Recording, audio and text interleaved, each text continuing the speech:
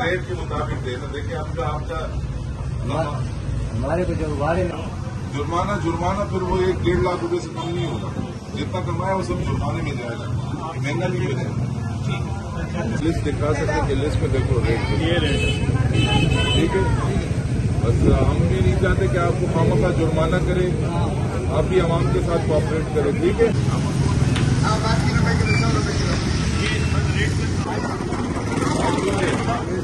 Magistrate साहब भी चाहते हैं, देखो फिर जुर्माना होगा, ठीक है, फिर जुर्माना होगा। बाकी बात है दोबारा लिस्ट होगी ना, अब ये इधर लगाएंगे